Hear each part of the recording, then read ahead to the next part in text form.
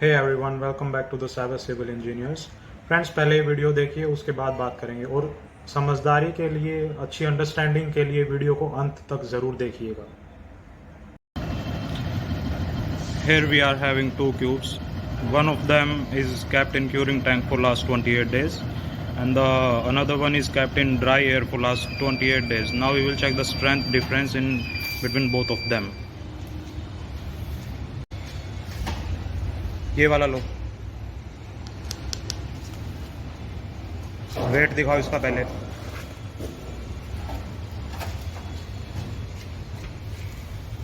ठीक है, लगाओ।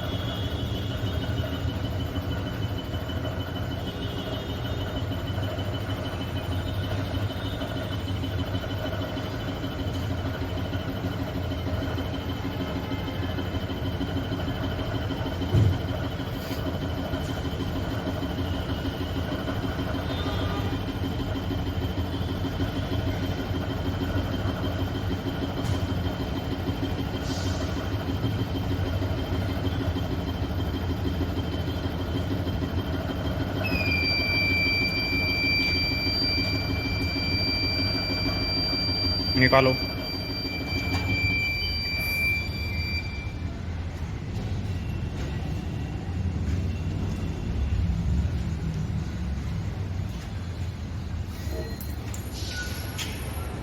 ये वाला लो।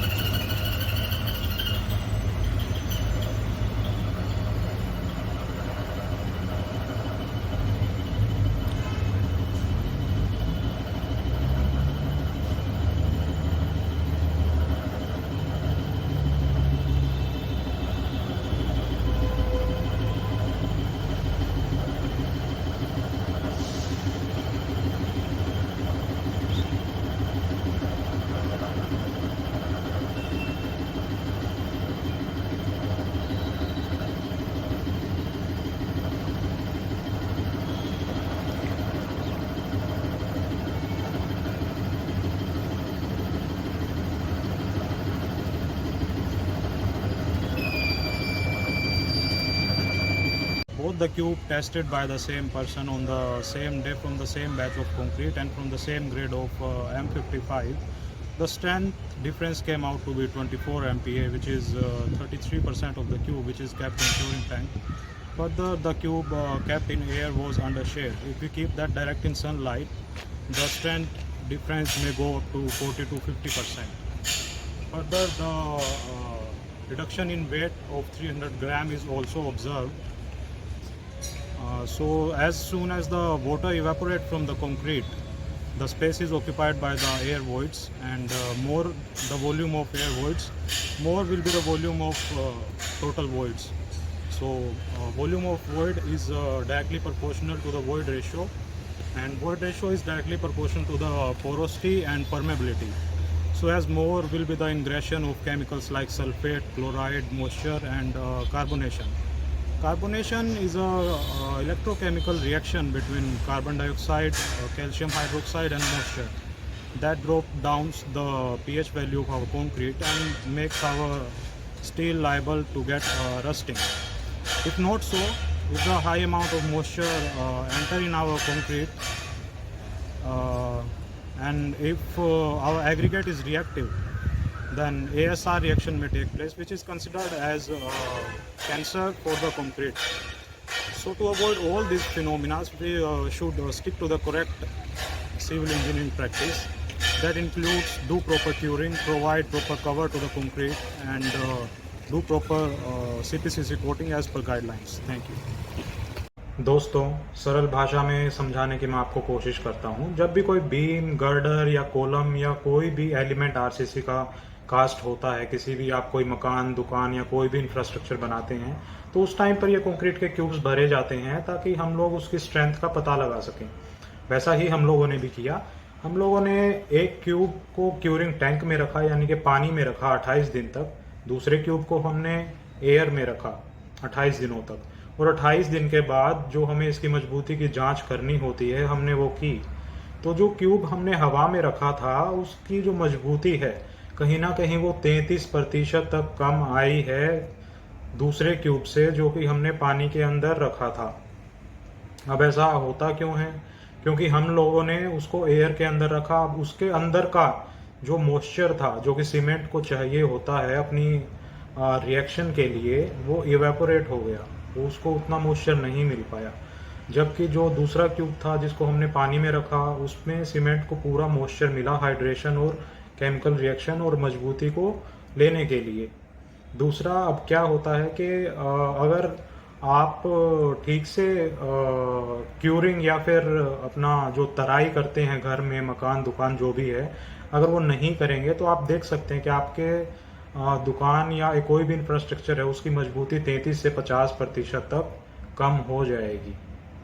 दूसरा, अब इंसानों में जैसे ही बीमारियां होती हैं, ट्यूबरकुलोसिस, कैंसर या एड्स जैसी, वैसे सी आरसीसी स्ट्रक्चर में भी बीमारियां होती हैं। एट्रिंजाइट, एएसआर रिएक्शन या फिर कार्बोनेशन। सो आरसीसी स्ट्रक्चर की भी एक इम्यून सिस्टम होता है जो कहीं ना कहीं कम हो जाता है अगर आप उसकी अच्छे से क्यूरिंग या फिर उसकी अगर आप तराई नहीं करते हैं, तो उसकी इम्यूनिटी कहीं ना कहीं कम हो जाती है उन बीमारियों से लड़ने की, और आपका जो ड्यूरेबिलिटी है स्ट्रक्चर की, वो कहीं ना कहीं बहुत कम हो जाती है। अगर आप लोगों ने 1 करोड़ रुपए लगाकर कोई भी आपका मकान, दुकान या इंफ्रास्ट्रक्चर बनाया है, और अगर 5 साल में ही उसका 20 लाख रुपए की मेंटेनेंस वो मांगने लगता है, तो उस चीज़ का क्या फ़ायदा है? और ये खामियाजा आप लोगों को भुगतना पड़ेगा अगर आप अच्छी कंस्ट्रक्शन प्रैक्टिस नहीं अपनाते हैं। तो आपको इससे बचने के लिए करना क्या है? आपका कोई भी स्ट्रक्चर है या कोई भी एलिमेंट है, भले कॉलम है, बीम है या स्लैब है, आपको प्रॉपर 28 दिन तक उसको अच्छे से क्यूरिंग प्रोवाइड करनी है, उसकी अच्छे से तराई करनी है। जो कॉलम है उसके अराउंड आपको हेजन क्लॉथ लपेट कर, या फिर जो जूट का कपड़ा या लोग जिसको बोरी बोलते हैं, वो लपेट कर 28 दिन तक उसको बिल्कुल गीला रखना है। दूसरा, आपको प्रॉपर कंक्रीट कवर प्रोवाइड करना है। जो आपका रिइंफोर्समेंट होता है, उसके बाहर जो कंक्रीट हम प्रोवाइड करते हैं एक्स्ट्रा, उसे हम कंक्रीट कवर कहते हैं, और वो आपको बहुत अच्छे से प्रोवाइड करना है ताकि बाहर के जो वातावरण के केमिकल हैं, हार्मफुल केमिकल्स हैं, वो जल्दी से एंटर ना कर पाएँ। तीसरा, अगर आपका मकान कहीं कोस्टल एरिया में है या फिर ऐसे एनवायरनमेंट में है जहाँ पर सल्फेट या क्लोराइड की मात्रा बहुत ज़्यादा है, तो आपको अपने रिइंफोर्समेंट के ऊपर किसी तरह की कोटिंग करवा लेनी चाहिए। मार्केट में बहुत तरह की कोटिंग्स आती हैं रिइंफोर्समेंट को रस्टिंग से बचाने के लिए। अगर आप ये सब प्रैक्टिस नहीं अपनाते हैं तो आपके स्ट्रक्चर में इंटरनल क्रैक्स आ सकते हैं, आपके रिइंफोर्समेंट में रस्टिंग हो सकती है, और आपका कहीं ना कहीं खर्चा बहुत ज़्यादा बढ़ सकता है। आई होप आप सब लोग समझ गए होंगे। आज के लिए इतना ही। Thank you very much.